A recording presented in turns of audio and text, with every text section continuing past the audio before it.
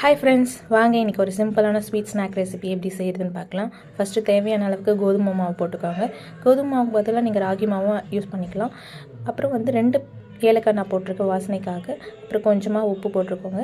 அதுக்கப்புறம் வெல்லத்தை நான் சுடு தண்ணியில் நல்லா கரைச்சி வச்சுருக்கேன். அந்த சுடு தண்ணியில் கரைச்ச வெல்லத்தை ஃபில்ட்ரு பண்ணி ஊற்றிக்கோங்க. ஃபுல்லாக ஊற்றிட்ட பிறகு கொஞ்சம் தண்ணியும் ஆட் பண்ணி நல்லா மிக்ஸ் பண்ணிக்கோங்க. இந்த மிக்சர் பார்த்திங்கன்னா உங்களுக்கு நம்ம இட்லி மாவு தோசை மாவு மாதிரி கொஞ்சம் திக்காகவும் வரணும். ஏன்னா நம்ம இதை தண்ணியில் இல்லை, எண்ணெயில் பொரிச்சு எடுக்க போகிறோம். எண்ணெயில் பொரிக்கிறதுக்கு பதிலாக நீங்கள் குழி பணியாரத்துலேயும் ஊற்றி குழி பணியாரம் மாதிரி கூட செஞ்சு சாப்பிடலாம். இந்த பேட்டர் நல்லா மிக்ஸ் பண்ணி நல்லா நான் சொன்ன மாதிரி தோசை மாவு கன்சிஸ்டன்சி வச்சுட்டு எண்ணெய் காஞ்சதும் எண்ணெயில் ஒன்று போட்டு எடுக்கலாம், இல்லை 4 நாளாக கூட போட்டு எடுக்கலாம். இது ஒட்டாது, அழகாக உங்களுக்கு பூரி மாதிரி புஃப்னு உப்பி வரும். நல்ல லைட் ப்ரௌன் கலர் வந்த பிறகு நீங்கள் எண்ணெயிலேருந்து இந்த ஸ்நாக்ஸை எடுத்துலாம். ரொம்ப சிம்பிளான ஈஸியான ஸ்நாக். உங்களுக்கு ஸ்வீட் சாப்பிடணும்